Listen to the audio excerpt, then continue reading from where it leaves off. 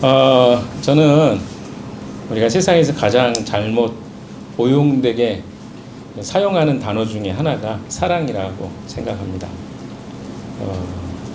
유행가 가사처럼 사랑이라는 그 단어가 안 들어간 것이 거의 없습니다. 80에서 90% 정도는 사랑입니다. 그렇죠? 그러다 보니까 이 사랑이라는 게 남녀 간의 사랑만 있는 줄 아는 것 같습니다. 대부분이 사랑하면 남녀 간의 사랑. 그래서 저희가 이제 저 같은 경우 50대 또 우리 장영선 60대가 되면 꼭 그 사랑만이 전부는 아니라는 것을 알게 되는 나이가 오죠. 그때 이제 노래를 부르잖아요. 그럼 이상해요, 사실은. 50대, 60대에. 그래서 뽕짝이 그런 느낌입니다. 50대, 60대들이 좋아하잖아요. 뽕짝.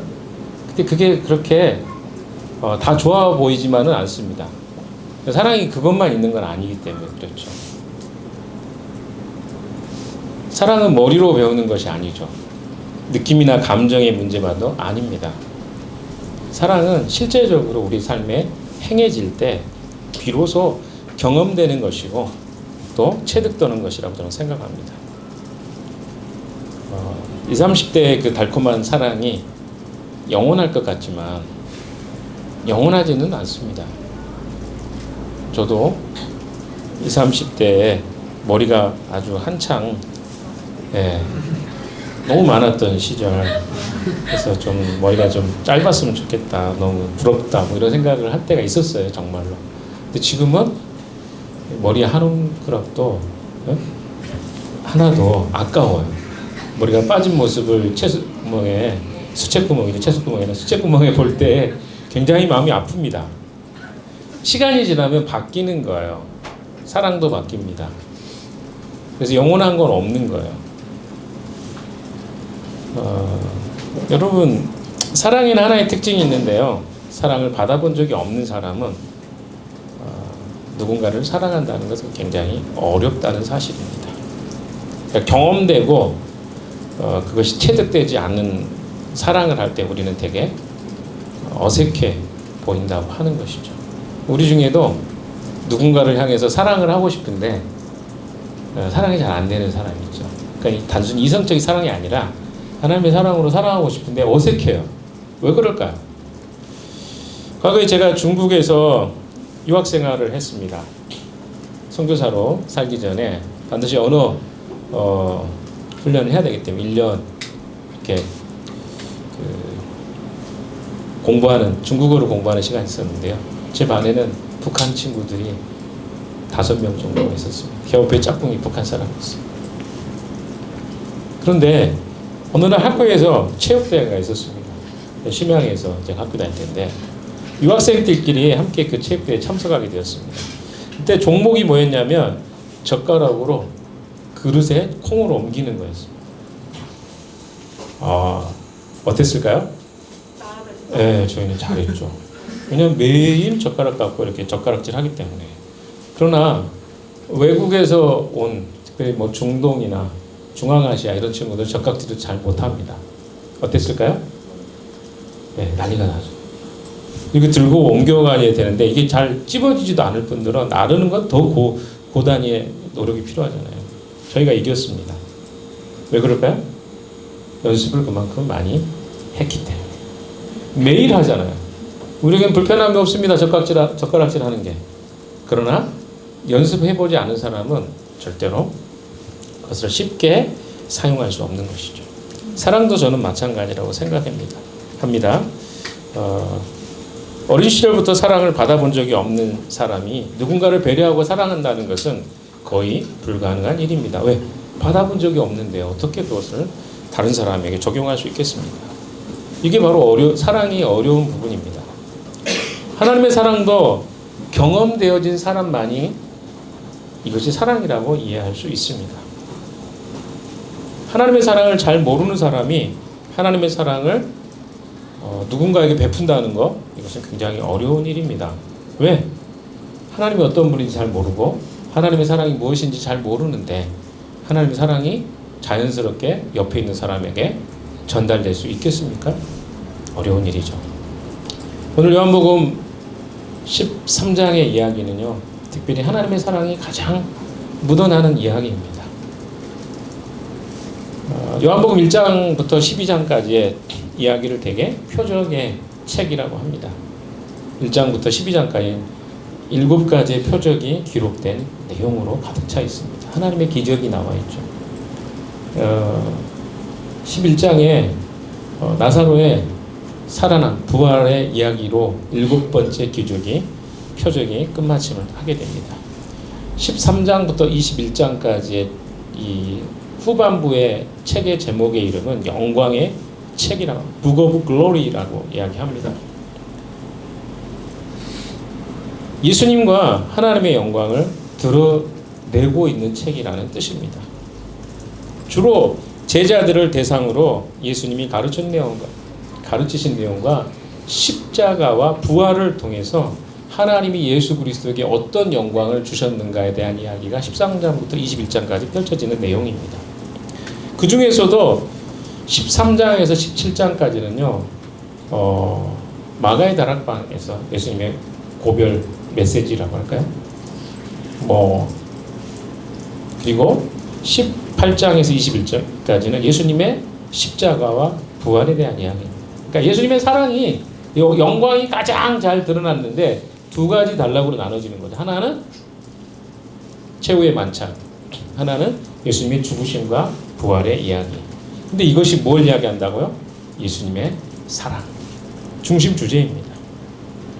마치 예수님께서 세상을 떠나시기 직전에 남아있는 제자들을 어떻게 최고의 훈련으로 이 땅에 예수님이 가신 이후에도 잘 살 수 있을까를 가르쳐주기 위한 하나의 중요한 엑기스와 같은 그런 사랑의 실천에 대한 이야기가 13장부터 21장까지 펼쳐지게 되는 것입니다.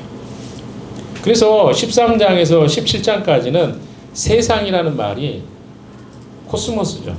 헬라어로는 40번 이상 나옵니다. 세상에서 너희들이 어떻게 살아야 될 것인가, 이런 이야기가 40번 이상 나옵니다. 그럼 여기서 우리가 좀 생각해 봅시다. 영광의 책이라고 했는데 영광이라는 말은 무슨 말일까요? 네, 이거 뭐죠? 그것 좀 잘 해주세요. 줌에서 소리 나는 거예요. 자, 13장에서 17장에 나오는 세상과 이제 그 다음에 나오는 이 13장부터 21장까지 나오는 영광이라는 말은 뭘까? 이것은 하나님의 가장 하나님다우심을 가리키는 말입니다. 그러니까 하나님의 가장 하나님다우심을 이야기할 때 영광이라고 합니다. 그렇다면 하나님이 가장 찬란하게 영광을 받으시는 때가 언제일까요? 그것은 하나님의 본성, 하나님이 어떤 분이신가가 가장 잘 드러나는 순간이 바로 하나님의 영광을 받으실 때라고 생각합니다. 하나님이 누구이신가? 그렇죠. 우리는 누군가를 사랑할 때요, 자, 가장 간단하게 이야기하면 아이들은 누군가가 나에게 뭔가를 주면 좋아합니다. 굉장히 단순한 사랑이에요. 그러나 조금 어른인 사람이면 좀 성숙해지잖아요. 그러면 뭘 가지고 사랑을 느끼냐면 그 나를 대하는 상대의 인품과 성품을 통해서 우리는 따뜻함과 사랑을 느끼게 됩니다. 그러니까 처음에는 뭐요? 나에게 어떻게 무엇을 주느냐, 이런 것이 제일 먼저 사랑으로 느껴져요. 남녀 간의 사랑을 느낄 때요, 주로 나에게 무엇을 어떻게 해주느냐가 사랑으로 먼저 다가옵니다. 그러나 제가 25년 결혼 생활했거든요. 1월 8일이 되면 1월 8일이 우리 딸의 생일이고 1월 9일이 돼. 늘 헷갈립니다. 8일날이 제 딸의 생일이고 9일날이 예. 예. 1월 8일이 저희 결혼 기념일이고 1월 9일이 제 딸의 생일. 헷갈려요.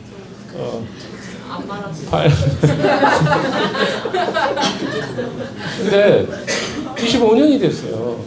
근데 언제까지 25년이 됐는데 뭐예요? 아내가 뭘 해주면 기쁘고 안 해주면 토라지고 이거는 뭐예요? 이게 몇 년 안 가요. 결혼 생활 하시는 분들 계시지만 아니 20 몇 년 동안 그렇게 살면 애기들이죠. 지금은 어떻습니까? 아내가 어떤 사람인가. 그래서 제가 아내의 마음을 그냥 표정만 봐도 읽어줘요. 아내도 제 표정만 보면 알아요. 아는데 가끔 모른 척 하기도 하죠. 서로 왜 뭔가 알기 때문에 애써야 되잖아요. 그런 것도 있잖아요. 근데 중요한 건 뭡니까? 사랑은 그 이상이에요. 성품입니다. 하나님의 성품이 드러나는 순간이 하나님의 어떤 영광이 가장 드러나는 순간입니다. 아시겠어요? 그게 바로 십자가고 그게 바로 오늘 본문에 나와 있는 이야기의 핵심 주제입니다.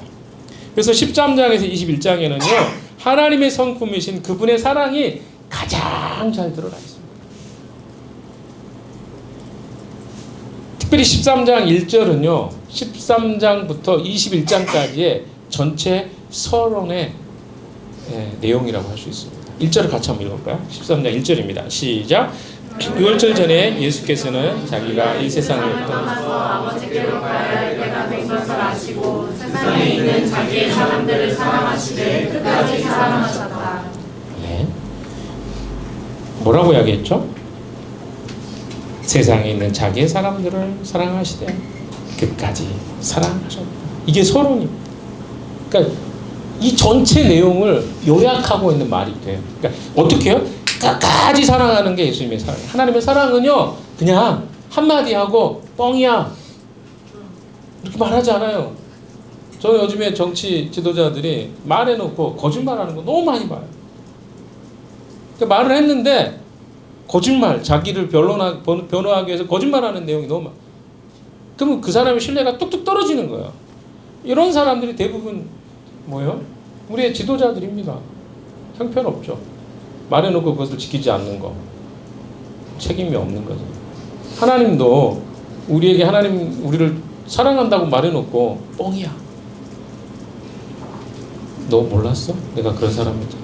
이렇게 말한다면 우리가 어떻게 하나님을 끝까지 신뢰할 수 있겠냐고요. 그분을 믿을 수 있겠냐고. 중요한 건 뭐냐면 이 13장 1절에 나온 것처럼 예수께서는 자기가 이 세상을 떠나서 아버지께로 가야 할 때가 된 것을 아시고 세상에 있는 자기의 사람들, 하나님의 사람들, 하나님이 예수 그리스도에게 허락하신 사람들을 어떻게? 사랑하시되 끝까지 사랑하시다. 그 이야기가 21장까지 나오는 이야기잖아요. 베드로가 예수님을 부인해도 21장에 디베랴 바닷가에 찾아가셔서 끝까지 어떻게 해요? 사랑하시는 모습. 이 본문의 내용대로 그대로 하시는 모습. 그들이 배반을 하든 나를 버리든 나를 싫어하든 내 말을 듣지 않든 상관없이 끝까지 사랑하시는 그런 분이라는 것을 보여주고 있는 것입니다. 13장부터 21장은요. 예수님이 세상에 있는 자기 사람들을 사랑하시는 이야기입니다. 그것도 어디까지? 끝까지 사랑하시는 것을 이야기해주고 있습니다. 여기서 끝까지라는 말은 뭘까요? 두 가지 뜻이 있습니다. 끝까지라는 말 속에. 하나는 완전히 생명을 다할 때까지라는 뜻이 있습니다. 즉 예수께서 돌아가실 때까지 사랑하신다는 뜻이 있고요. 또 하나의 뜻은 아낌없이 헌신하며 사랑한다는 말이 있습니다. 어떻게요? 목숨을 다해서 그리고 헌신해서 그렇게 사랑하신다는 의미가 거기에 담겨져 있는 생명을 다해서 끝까지 사랑하신다. 이 구절을 여러분 잘 기억하셨으면 좋겠습니다. 자, 오늘 본문에는요. 예수님께서 죽으시기 전에 행하셨던 세족식이 나옵니다. 세족이 뭡니까? 시주죠. 중국말로 시주인데 발을 씻는 행위예요. 근데 우리는 뭐는 지킵니까? 성찬식은 지키잖아요. 근데 세족식은 안 지키거든요. 왜 안 할까요? 그 의미를 먼저 좀 살펴봅시다. 원래 의미가 두 가지가 있습니다. 세족식의 의미는 유대 전통에서 세족은요 크게 두 가지의 경우에 행했습니다. 첫 번째는 유대인들은 성전에 들어갈 때 자신들의 손과 발을 반드시 깨끗하게 씻어야 했습니다. 그래서 제사장들은 회막에 들어가기 전에 앞에 물두멍이라고 물을 받아놓은 큰 통이 있어요. 그 쇠통이 있는데 거기서 물을 가지고 자기의 손과 발을 깨끗이 씻고 성전 안으로 들어갔죠. 그리고 일반 유대인들도 하나님 앞에 제물을 드리기 전에는 반드시 어떻게 해야 돼요? 손발을 씻어야 했습니다. 정결하게 해야 됐죠.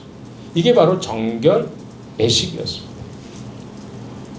또 두 번째 의미는요.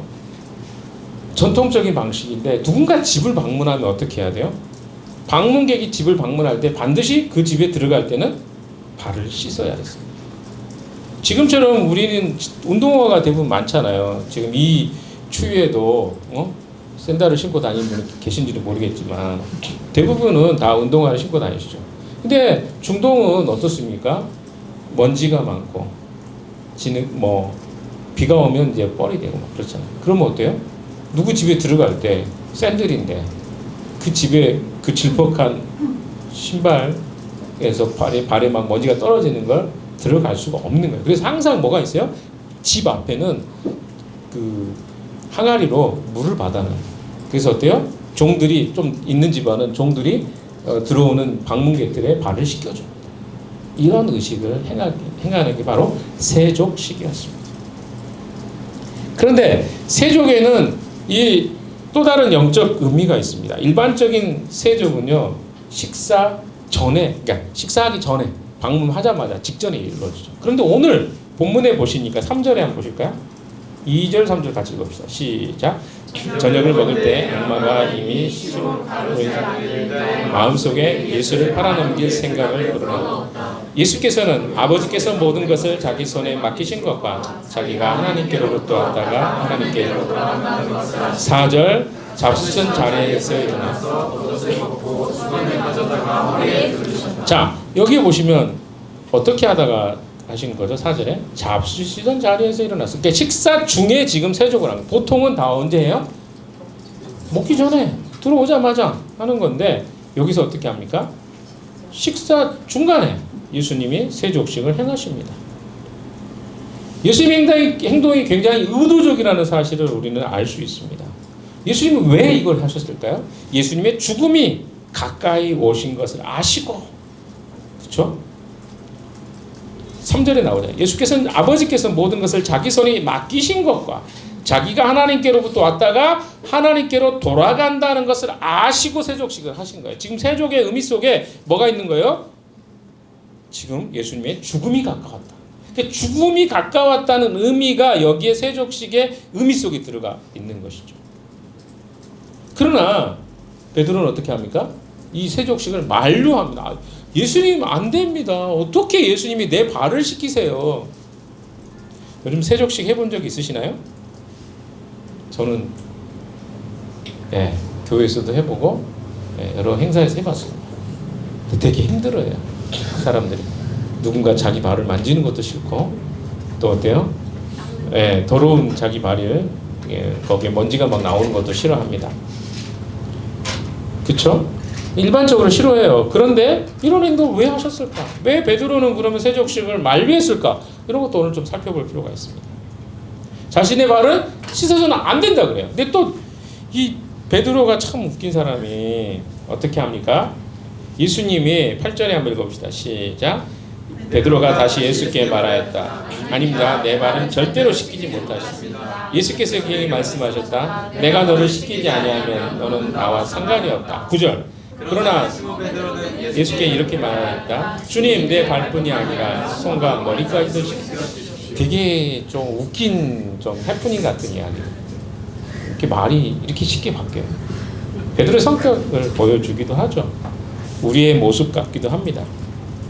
그래서 다른 말로 이야기하면 이 예수님의 발을 씻기겠다는 말을 이해를 못한 거예요. 잘 이해를 했으면 절대 이렇게 하지 않았을 거예요. 그러니까 예수님이 생각하는 세족의 의미가 있었고 베드로가 생각했던 세족의 의미가 달랐다는 것을 말해줍니다. 예수님의 세족은요, 곧 예수님의 십자가와 죽으심을 암시하고 있는 내용입니다. 그러니까 그것을 생각하면서 예수님은 세족식을 행하기를 원하셨어요. 그런데 베드로는 어때요? 다른 생각을 갖고 있었다는 것을 명확하게 이 사건을 통해서 보여주고 있습니다. 세족의 의미, 이 의미를 베드로의 이야기를 통해서 11절까지 한 번 이야기해 주고요. 12절부터 20절까지 이야기가 두 번째 다른 의미로 또 다른 의미로 설명을 해줍니다. 다음 주에는 이 두 번째 세족의 의미를 살펴보도록 하겠습니다. 먼저는 오늘 본문에 나와 있는 세족의 의미, 예수님의 죽으심과 그것을 통해서 예수님이 무엇을 말씀하고 싶은지를 좀 살펴보도록 하겠습니다. 자, 세족의 의미는요, 예수님과 관련이 있는 것인데 이것은 무엇이냐면 세례와도 유사합니다. 어떤 의미일까요? 관계와 관련되어 있죠. 그래서 세족을 한다는 것은 예수님과 연합되었다는 것을 의미합니다. 그래서 이미 우리는 성찬을 하고 있기 때문에, 우리 성찬이도 있네요. 오늘 오랜만에 늘 우리는 성찬이 있어야 되는데 자주 성찬이 없어가지고 서운했는데 오늘은 아주 든든합니다. 성찬. 성찬을 우리는 하고 있기 때문에 세족을 굳이 안 해도, 왜? 성찬의 의미 속에 세족이 다 들어가 있기 때문이죠. 세족은 뭡니까? 연합된 거예요. 누구와? 그리스도와 주님과 연합된 의미입니다. 예수님의 죽음에 믿음으로 연합하고 정결케 된다는 의미가 세족입니다. 세례와 유사하고 성찬과도 굉장히 유사합니다. 같은 의미예요. 근데 뭐라고요? 발을 씻는 행위를 통해서 예수 그리스도와 연합하고 내가 그리스도로 정결케 되었습니다 라고 하는 의미가 여기 담겨 있어요. 근데 베드로는 지금 이 의미를 전혀 이해하지 못하고 있었습니다. 그래서 예수님으로부터 영생을 얻고 주님과 교제를 가지는 것이 바로 세족식, 이 자리에 세족식에 참여했다는 건 뭐예요? 바로 예수 그리스도와 연합되었고 영생을 소유하게 되었다는 것을 의미합니다. 근데 본문에 보시면 한 사람만 거기에 참여를 못하죠. 누굽니까? 가룟 유다입니다. 가룟 유다도 세족식에 참여는 했어요. 그러나 그는 예수 그리스도와 연합되어 안 됐고 영생도 소유하지 못했습니다. 오늘은 세 사람의 사랑에 대한 이야기를 나눌 것입니다. 결과론적으로 따지면 첫 번째는 예수님의 사랑. 예수님의 사랑에 두 가지 특징이 있다 그랬죠? 한 가지가 뭐였습니까? 한 가지가 뭐였어요? 예수님의 사랑은 끝까지 사랑한다 그랬잖아요. 그리고 뭐요? 네? 뭐라고요? 아낌없이. 네? 끝까지 희생하는 사랑이었다는 거죠. 그럼 베드로의 사랑은 어땠을까요? 요거는 이제 이따가 살펴보고. 그리고 그러면 누구죠? 가룟 유다의 사랑은 어땠을까요? 네, 그건 살펴보자는 거죠. 네, 여러분이 말할까봐 미리 제가 빨리 낚아챘습니다. 2, 3절의 이야기는요, 2절과 3절의 이야기는 다음 세족식의 서론에 해당되게 세족식 서론이 있고 13장부터 21장까지 서론이, 여기 서론이 굉장히 많이 나옵니다. 배경이 되는 이야기인 거죠. 예수님께서 발을 씻어주는 이야기가 4절, 5절에 나오죠. 6절부터는 세족식의 의미가 나옵니다. 여러분 좀 구분을 좀 해주시면 좋을 것 같아요. 11절에서 20절에서는 예수님께 직접 세족식의 의미가 무엇인가를 설명해주는 방식입니다. 베드로와 이야기를 통해 세족식이 뭔지, 예수님이 직접 세족식의 의미가 뭔지 설명해주는 이야기입니다. 자, 2절의 이야기는 우리가 앞에 이야기했던 것처럼 세족식이 단순히 누군가의 발을 씻겨주는 것에 한정된 것이 아니라는 것을 이야기해주고, 왜? 여기 2절에 보시면 그 이야기 나오잖아요. 악마가 이미 시몬 가롯의 아들 유다의 마음속에 예수님을 팔아넘길 생각을 우리 이런 이야기를 들으니 우리는 좀 어렵습니다. 그러면 유다가, 여러분 생각해 봅시다. 유다가 사단의 마음이 들어와서 예수님을 배반했을까요? 아니면 유다가 마음을 먹고 있는데 사단이 들어와서 예수님 배반했을까요? 후자죠. 이걸 잘 이해하셔야 돼요. 왜냐하면 사람들은 이 사람은 그러면 무슨 생각이 되냐면 첫 번째 이야기가 되면 이 사람 잘못이 없는데 사단 때문에 이렇게 된 거야? 이렇게 이야기할 수 있죠. 뭐 아담과 하와도 마찬가지 아닙니까? 창세기 보시면 아담과 하와가 범죄하는데 사단이 어때요? 유혹하죠. 그러면 이렇게 이야기할 수 있잖아요. 저 뱀이, 그래서 하와가 했던 말이 그래요. 저 뱀 때문에. 그리고 아담이 했던 말이 뭡니까? 저 여자가. 여러분도 그렇지 않습니까? 뭐 잘못하면 제가요, 저는 정말 최선을 다했는데요, 어쩔 수 없이 억울해하죠. 우리 다 그런 문제 갖고 살지 않습니까? 늘 억울함, 남자들 억울함이 많죠. 왜 하나가 했는데 왜 나한테 뭐 잘못했다 그래요, 자꾸. 그러니까 자기 잘못이 아니라는 것에 거기에 엄청 의미를 부여합니다. 근데 그렇게 부여한다 그래서 뭐가 달라지나요? 현재 사실이? 근데 우리는 그걸 굉장히 의미 부여해요. 그러나 사실은 엄밀하게 뭐냐면 우리 안에 있는 그 죄성이 우리를 범죄케 한 거, 우리의 문제를 발생하게 한 건데 이걸 인정하고 싶어 하지 않는 게 우리의 문제인 것이죠. 유다는 우리가 이제 본문의 내용들을 좀 살펴보겠습니다. 유다는 뭐냐면 예수님을 사랑했어요. 유다는 예수님을 사랑해서 예수님의 제자까지 됐어요. 12제자 안에 들어온 사람입니다. 그리고 심지어 그가 예수님의 회개를 담당하는 사람이었어요. 굉장히 신임을 받았던 사람입니다. 그러니까 처음부터 그가 그런 나쁜 마음이었다고 생각하지는 않습니다. 그러니까 또 어떤 부분은 진심도 있었을 거라고 생각합니다. 그런데 그의 사랑은 한계가 있었습니다. 어디까지였을까요? 자, 유다가 예수님을 배반하는 것을 한번 생각해 봅시다. 유다가 어디서 배반했습니까? 예수님의 제자들과 유다는 거의 유사했어요. 처음부터 어때요? 이스라엘의 왕, 유대인 왕으로 예수님이 오실 거라고 생각했습니다. 기대했습니다. 그리고 어떻습니까? 정치적인 메시아. 그러니까 영생을 주시고 우리를 영적으로 구원해 주시는 하나님의 그 메시아라는 생각보다는 어떤 메시아로 봤어요? 정치적 메시아. 그러니까 그 로마의 압제로부터 구원해 줄 메시아 정도가 그가 기대했던 예수님에 대한 전부였습니다. 그런데 예수님이 하는 행적을 보니까 뭔가 불만이 쌓이기 시작해요.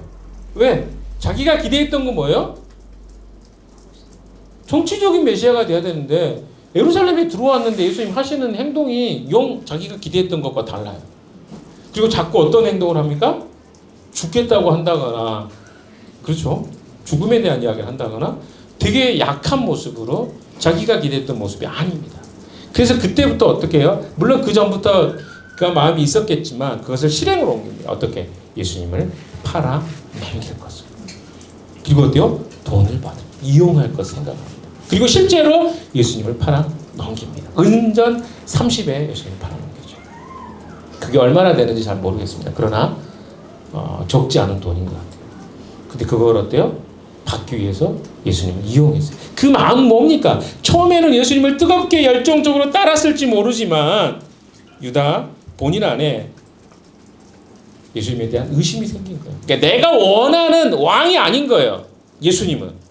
여러분 우리는 그렇게 생각하지 않습니까? 예수님을 따르는데 여러분이 원하는 방식으로 예수가 나에게 일해주지 않는 거예요.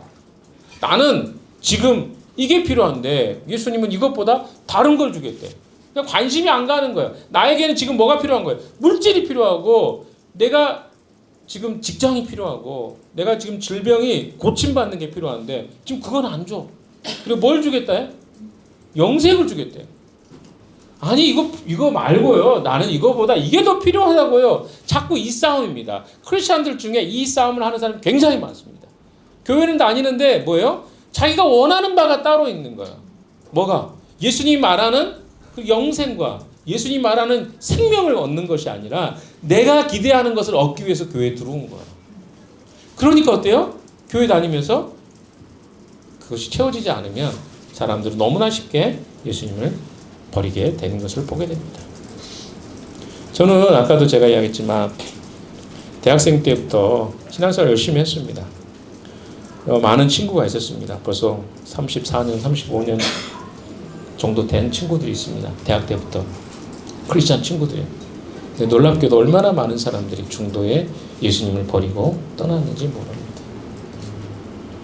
그때는 시작할 때는 너무 순수하고 너무 착하고 우리 평생 이렇게 신앙생활 함께하면 좋겠다.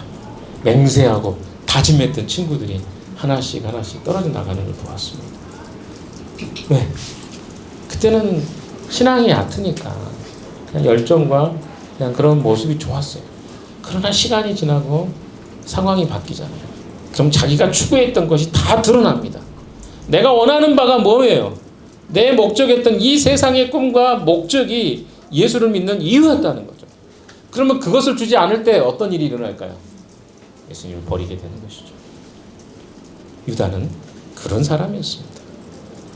그분 곁에서 무엇인가 기대하고 또 원하는 것을 제공해 주는 분으로 예수님을 생각했습니다. 그러나 시간이 지나도 예수님은 그의 기대와는 다른 길로 가셨습니다. 그분의 길을 그가 따르는 것이 아니라 자신이 생각한 길을 주님이 따라주지 않았기 때문에 유다는 예수님을 팔아버린 것입니다.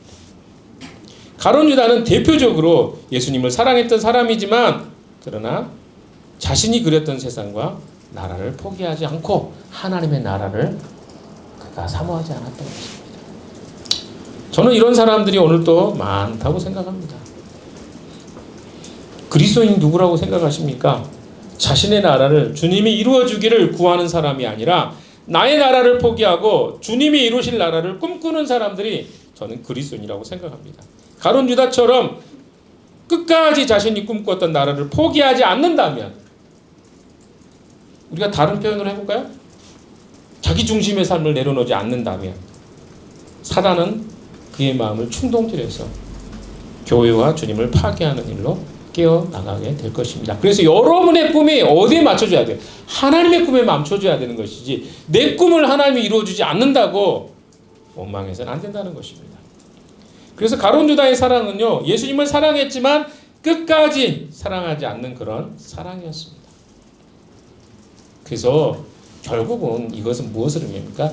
예수님의 사랑을 몰랐다는, 처음부터 몰랐다는 것이죠. 자기 사랑이 너무 큰 것이죠. 3절에는요, 가룟 유다와 대제사장은 예수님의 사랑이 보여집니다. 예수께서는 아버지께서 모든 것을 자기 손에 맡기신 것과 자기가 하나님께로부터 왔다가 하나님께로 돌아간다는 것을 아시고 잡수시던 자리에서 일어나서 겉옷을 벗고 수건을 가져다가 허리에 두르셨습니다. 이 말이 뭡니까? 예수님의 사랑을 끝까지 보여주기 위해서 그 행동을 하고 계신 것입니다. 세족식을 하는 거죠. 여기에 이야기하고 있는 두 가지 의미를 살펴봅시다. 첫 번째, 예수님은요, 하나님께서 모든 것을 자기 손에 맡기신 것을 아셨다라고 이야기합니다. 3절이죠. 두 번째는 뭡니까? 자기가 하나님께로 오셨다가 하나님께로 돌아가실 것을 아셨다고 이야기합니다. 그러니까 뭐냐면 하나님이 자기의 모든 걸 맡기셨다.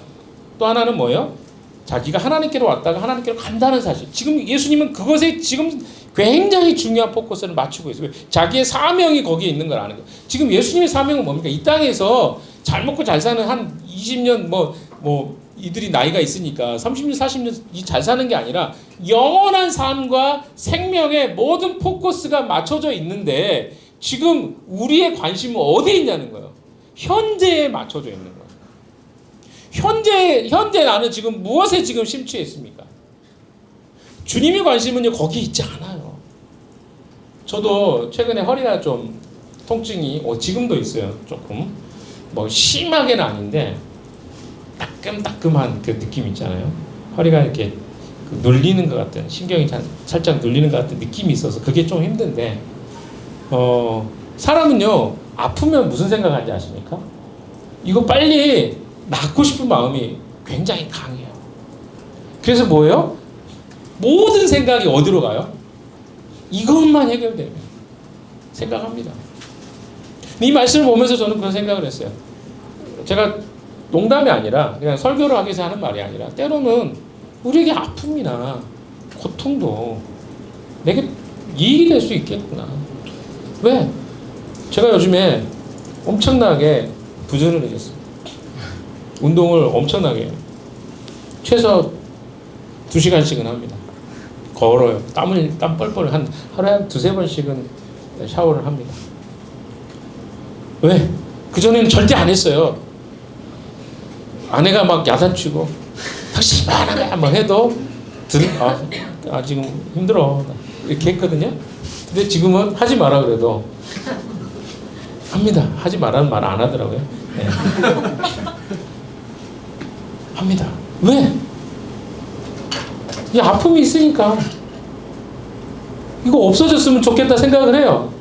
언제 이게 사라질까 생각도 합니다. 밤에 잠을 잘 못 자요. 어제도 잠을 잘 못 잤어요.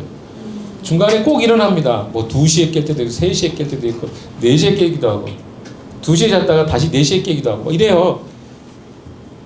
근데 반면에 제 자신이 돌아봐요. 생각해봐요. 이게 나에게 나을 수도 있겠다. 그러니까 무슨 말이냐면 때로는 우리가요 내 삶에 어려움이 오잖아요. 그러면 그것들에 대해서 경각심을 갖고 어떻게 합니까? 돌아보게 되고 오히려 내 삶이 경건해지는 것들을 경험하기도 합니다. 그러니까 현실만 우리는 바라보고 살아가는데 꼭 현실이 내 삶에 다 좋은 것만 아니잖아요. 현실을 막 극복해 가다 뭐 지금 여러분의 인생 속에서는 지금 제일 중요한 게 뭐 돈을 뭐 결혼을 어떻게 해야 되나 이런 게 다 지금 온통 관심일 수 있어요. 그러나 그것이 인생의 전부는 아닌데도 불구하고 우리는 그것에만 올인해서 살 수 있어요. 물론 아무리 이렇게 이야기해도 그 시간에는 이해를 못할 수도 있어요. 그러나 나중에 여러분이 깨닫게 될 것을 전제로 이 말씀을 드립니다. 하나님은요 더 고상한 가치를 우리에게 주고 싶어 하십니다. 더 고상한 것을 주고 싶어, 더 좋은 것을 주고 싶어 하십니다. 우리가 깨닫든 깨닫지 못했든. 베드로가 그랬어요. 그는 예수님이 세족식에 이런 의미를 이야기하는 것이 어떤 의미인지 몰랐습니다. 그런데도 예수님은 이야기하셨어요. 나중에 깨달았거든요. 시간이 지나서. 이런 이야기를 여러분에게 하지 않는다면 여러분이 죽었다 깨나도 이 말을 이해하지 못할 것입니다. 그러나 반드시 이런 순간들은 우리에게 오게 되어 있습니다. 저도 이렇게 말하면 진짜 꼰대가 되는데 꼰대 짓을 한번 해볼까요? 제가 40대까지도 건강했어요. 신체 건강했어요. 그래서 어때요? 운동하는 것에 저는 운동도 좋아했을 뿐더러 운동도 잘한다고 생각을 했고 언제 해도 나는 잘할 거야 이런 생각이 있었어요. 그런데 어느 순간에 이 사람 마음이나 몸이 어때요? 자기 마음대로 움직이지 않는 순간이 와요. 근데 우리는 마치 영원할 것처럼 살아요. 그 최근에 그 축구 선수들 과거에 화려했던 선수들하고 우리나라 레전드들 축구 선수들하고 축구하는 거 봤는데요. 야 인생이 저런 거구나. 그렇게 날아다니던 뭐 앙리, 뭐 드록바, 뭐 이런 친구들이 못 뛰는 거예요. 우리 우상 같은 존재들이에요. 근데 못 뛰어요. 뒤뚱뒤뚱. 그리고 손가락으로 네가 뛰어 이러는 거죠. 여러분 인생이 그래요. 그게 불과 얼마 안 돼요. 10년, 20년이에요, 여러분. 그러니까 지금 내가 몸이 건강하고 한다 그래서 영원할 것 같지만 그렇지 않다는 거예요. 그러니까 주님은요, 우리 인생에 잠깐 어떤 해결되는 문제를 해결하러 오신 분이 아니라 뭘 해결하러 영혼의 문제를 해결하러 오신 거예요. 인간은 다 그렇게 하다 늙고 죽는 거예요. 그런데 주님은 뭘 해결하고 싶어요? 이 문제를 해결하고 싶어요. 그래서 주님은 끝까지 사랑하신 거예요. 그러니까 예수님의 관심은 어디 있어요? 영혼에 있었어요. 영원한 것에 있었어요. 근데 사람들은 어디에 있습니까? 유다는 현재에 있었다니까요. 현재 내가 어떻게 배불리고 편안하게 살 것인가가 그의 관심이었어요. 베드로는 어떻습니까? 베드로는 사실은 유다랑 별 차이가 없었어요. 다만 차이가 있다면 한 가지 차이가 있죠. 그는 예수님에 대한 오해를 가지고 있었습니다. 근데 그의 생각이 이해로 바뀌니까 그가 하나님의 사람으로 세워줄 수 있었던 딱 한 가지 차이입니다.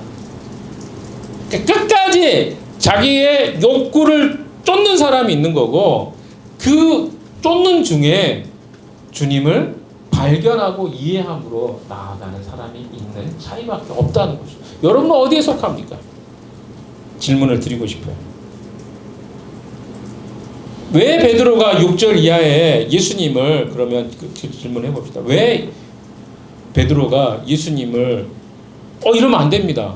아니 다른 애들은 다 발 시켰는데 11명 다 시키고 왔는데 베드로 마지막에 시키려고 하니까 6절에 봅시다. 6절에 베드로가 뭐라고 하는지 6절 시작. 시몬 베드로의 차례가 되었다. 이때 베드로가 예수께 말하였다. 주님께서 제가 시키시렵니까? 아니 그냥 조용히 있으면 되지. 이렇게 튀는 사람이 있어. 아니 안 돼요 주님. 7절에 예수님께서 그렇게 되는 내가 하는 일을 지금은 네가 알지 못하나 나중에는 예수님 얘기 네가 지금은 알지 못해. 근데 일단은 가보자 한 거죠. 근데 베드로가 왜요? 베드로 고집 있잖아요. 8절 시작. 베드로가 다시 예수께 말하였다. 아닙니다. 내 발은 절대로 씻기지 못하십니다. 이게 베드로예요. 그렇지, 이게 베드로지. 베드로는 그렇게 했어요. 주님 안 됩니다. 지금 어떻게 내 발을 씻기려고 그러세요? 이게 왜 그랬을까요? 그럼 베드로 왜 이러세요? 베드로 오해를 똑같이 하고 있었어요. 누구처럼? 유다처럼. 아, 예수님은 왕이 되실 분이에요. 이 땅에 왕이 되시면 모든 신하가 경배하고 엎드리고 그분을 시종드는 게 마땅한데 어떻게 예수님이 지금 내 발을 씻긴다고요? 안 됩니다. 얘들 발은 제가 막을 수는 없지만 제 발까지는 안 됩니다. 이런 거예요. 이거 뭐예요? 지금 딴 생각하고 있는 거예요. 예수님이 지금 십자가에 죽으시고 영원한 생명을 위해서 이 땅에 그들의 죄를 사하러 오셨다는 말이 무슨 말인지를 아직도 이해하지 못하고 있는 거예요. 그래서 뭐 하는 거예요? 안 된다고 하는 거예요. 그러니까 자기 생각이 예수님의 생각보다 더 크다고 생각하는 거예요. 우리 그렇게 안 삽니까? 마치 내가 예수님 너무 잘 알아. 이렇게 살아야 돼. 그렇게 안 하면 마치 잘못된 것처럼 누군가를 훈계하고 따지고 책망하고 이렇게 안 해요? 교회가 이렇게 해야지. 왜 이렇게 안 합니까? 저는 우리 교회는 그런 이야기를 많이 안 들었습니다만 다른 교회 성도들 이야기를 들어보면 목사님하고 맨날 싸우는 게 이런 거예요. 왜 강대상을 여기다 둬야지 저쪽에 왜 옮기셨냐고요, 목사님. 응? 이 목사님 지금 겁이 없네. 이거 중요한 문제예요. 그래 이거 갖고 싸운다니까요. 진짜로. 강대상을 가운데 두냐 옆에다 두냐. 미쳐버릴 것 같죠. 근데 이건 실제로 있다니까요. 행정을 어떻게 하느냐 이런 거 갖고 막 싸우고. 그러니까 시덥지 않은 중요하지 않은 것들로 우리의 삶에 고집을 피우고 살아가고 있지는 않습니까? 진짜 중요한 것을 보지 못하고 하나의 어떤 이런 방식, 형태 이런 것들에 막 목숨 걸고 막 흥분해가지고 살고 있지는 않습니까? 그래서 그걸로 판단하고 내가 이제까지 신앙생활 했는데 이건 아닌 것 같은데 이렇게 생각하는 사람 의외로 많아요. 이거 중요하지 않습니다. 그게 그렇게 중요한 겁니까? 아니 제가 겉옷을 벗었어요. 근데 아마 다른 교회 같았으면 분명히 이야기 나와요. 아니 목사님 가운도 안 입은데 양복을 왜 벗고 나와? 이게 이렇게 말한다니까요. 그러니까 이게 그렇게 중요한 거예요. 그렇게. 근데 우리는 이런 걸로 시시껄껄한 걸로 싸우. 마치 베드로가 예수님 앞에서 자기가 알고 있는 진리와 생각으로 예수님 이렇게 해야 됩니다. 안 됩니다. 이런 이야기를 하고 있는 것 같습니다. 근데 예수님 뭐라고 합니까? 예수님께서 그게 말씀하십니다. 내가 너를 씻기지 아니하면 나는 너와 상관이 없다. 굉장히 머리가 간세포적이에요. 베드로가 그 말을 듣자마자 뭐라 그래요? 다 씻겨줬어요. 이게 어떤 의미인지를 모르고 그러니까 이해를 못한 거예요. 예수님이 왜 지금 이렇게 하는지를 모르는 거예요. 그래서 어때요? 이 세족식의 진짜 의미를 그는 이해하지 못했습니다. 그러니까 오해하고 있었죠. 그러나 예수님 말씀한 것처럼 나중에 깨닫습니다. 그리고 어떻게 합니까? 그가 섬기는 일을 하기 시작합니다. 영원한 생명을 얻는 일에 주님이 이 땅에 오셨구나. 그걸 나중에 알아요. 그리고 어떻게 해요? 그런 일을 위해서 평생을 헌신하고 살아갔습니다. 그는 메시아에 대한 잘못된 이해가 있었습니다. 예수님은 왕이신데 장차 예루살렘에서 누리실 영광을 상상할 수 없을 정도 높으신 분이신데 어떻게 내 다리를 씻기신다는 거야. 이런 생각을 한 거예요. 그러니까 세상을 구원한다는 그 메시아의 의미가 이 현세적인 세상을 구원하는 걸로 이해했어요. 정치적, 세속적으로 이해한 것이죠. 그러니까 자기의 개념이 안 바뀐 거예요. 이렇게 자신의 생각이 깨지지 않으면 주님을 이해하고 알아가는 것은 어렵습니다. 예수님이 꿈꾸시던 하나님의 나라와 베드로가 꿈꿨던 세상은 달랐습니다. 주여, 주께서 내 발을 씻기시나이까 6절에 말하잖아요. 베드로의 말은요, 십자가의 길을 저는 원하지 않습니다라는 말과 같은 이야기입니다. 십자가의 예수는 메시아로 인정할 수 없다. 죽으시는 거 제가 못 참습니다. 이런 거예요. 사랑하는 여러분, 예수님은요 끝까지 사랑하셨습니다. 오늘 본문에 이제 결론을 좀 지어봅시다. 끝까지 사랑하셨습니다. 어떻게 사랑하셨습니까?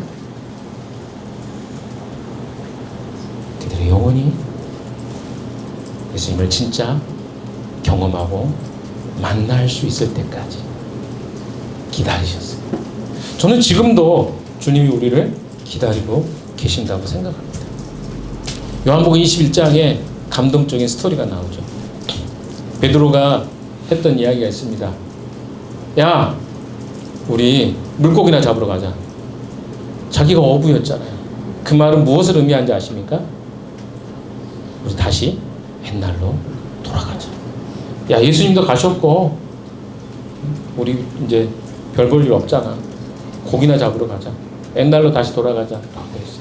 그러면 예수님 입장에서 어떠실까요? 나타나셔가지고 하시는 이야기가, 야, 이리 와봐. 차렷. 별충셔. 내가 3년 동안 너한테 내가 심지어 얼마 전까지 내가 너 그렇게 하지 말라고. 그래서 조목조목 첫 번째, 두 번째, 세 번째, 네 번. 야, 내가 100번이나 이렇게 이야기했는데 너 그거 못 알아먹어? 너 미쳤어? 제정신이 나 가고 나면 너 어쩌려고 그래? 이렇게 말하지 않았어요. 그러니까 예수님이 끝까지 사랑하셨다는 말의 의미가 뭡니까? 기다려주셨어요. 또 참아주셨어요. 그게 주님의 사랑이에요. 이거 어렵습니다. 누구를 끝까지 참아준다는 거. 왜? 당장 내가 가지고 있는 생각이 참아주기 어렵죠. 기다려주기 어렵습니다. 화가 나잖아요. 왜 화가 나는지 아십니까? 내가 옳다고 생각하는 어떤 것에 대해서 상대가 어때요? 걸리게 행동하는 거예요. 그럼 화가 나는 거예요. 우리는 그런 구조예요. 내가 가지고 있는 기준이 많기 때문에 화가 많은 거예요. 근데 우리가 그런 생각을 잘 못해요.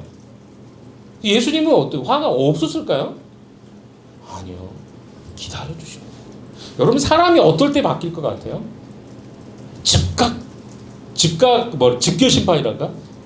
집결로 막 하면 사람 바뀔 것 같습니까? 아니요. 사람 그렇게 안 바뀝니다. 여러분 해보십시오. 그렇게 순간순간 누가 잘못할 때마다 두드러 패자 그 사람은 공포 증세에 시달리게. 만약에 하나님이 우리를요, 우리가 범죄하는 순간마다 두드러 패기 시작했으면 여기서 이 표정이 이렇게 바뀌지 않을 거예요. 왜 그럴까요? 여기 살아난 사람이 별로 없기 때문에 그렇습니다. 거의 없을 거예요. 하나님이 우리를 끝까지, 요즘에 그 느헤미야서 보면서 알잖아요. 하나님은 오래 참으시고 끝까지 사랑하시고 다시 용서해 주시고 긍휼을 베풀어. 이게 하나님의 성품. 누구를 용서한다는 건요, 하나님의 성품이 아니면 할 수 없는 행위들이에요.